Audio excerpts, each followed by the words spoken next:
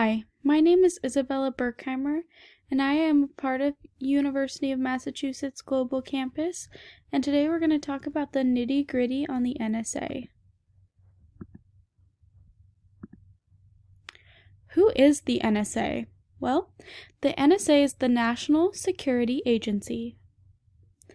It is a federal agency that gathers information on foreign intelligence as it pertains to cybersecurity and cryptology. The focus of this organization is to protect the United States and ensure its national security. As an entity that aids in the United States military and government, the NSA is a vital piece to protecting precious digital data. What type of data do they collect? The NSA is actually very controversial because of the data they collect from citizens and foreign countries. They collect phone call data, text message data, geolocator, web tracking cookies, emails, as well as data from social media platforms.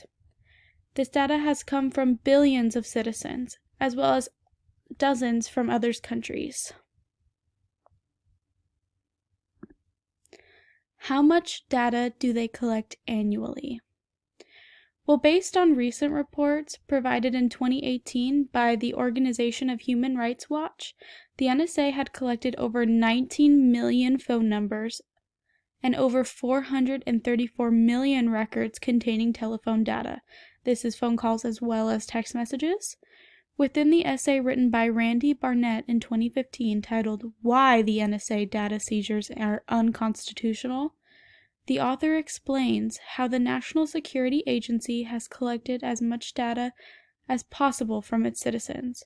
The data is often collected from their phone companies themselves, or from crafted internet cookies meant to track user data.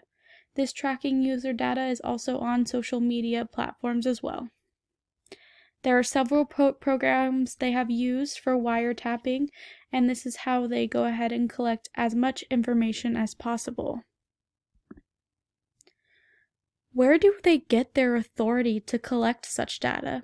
Well, based on Section 215 of the U.S. Patriot Act, the NSA could legally gather any data as they could claim it needed to be investigated.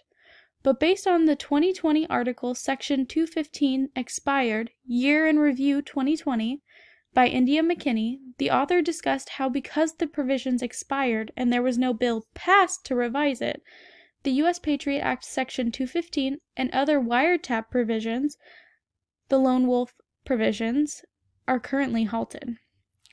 The unfortunate aspect to this is that just because they were halted does not mean that they're gone. In the past, it has been seen that Congress has reauthorized and extended the Patriot Act Section 15. What ethical lines are being crossed? Well, the NSA's main argument towards collecting metadata is to prevent terrorism and crime within the United States.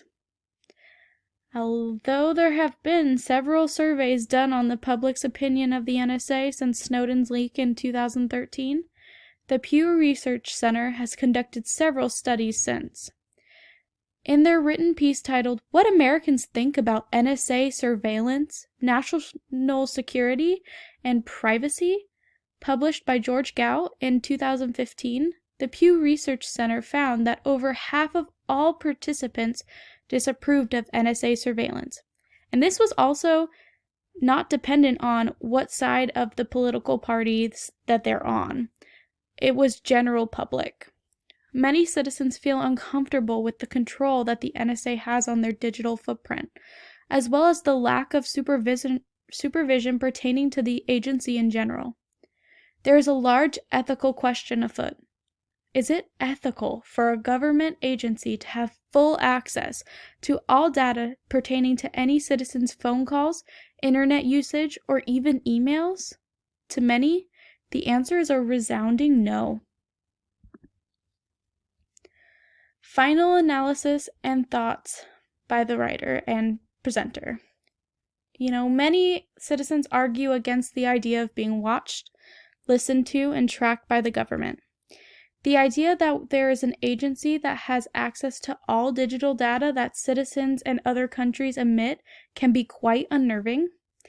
Based on the information that has been analyzed and sources that have been scoured, I agree that the NSA does cross ethical boundaries at times. For how little useful information they gather in comparison to how much they do contain and track, little pertains to terrorism. The invasion of privacy does not seem worth it. For the few connections they make, there are millions more that are irrelevant to national security. And at what cost? Well, the cost of our privacy.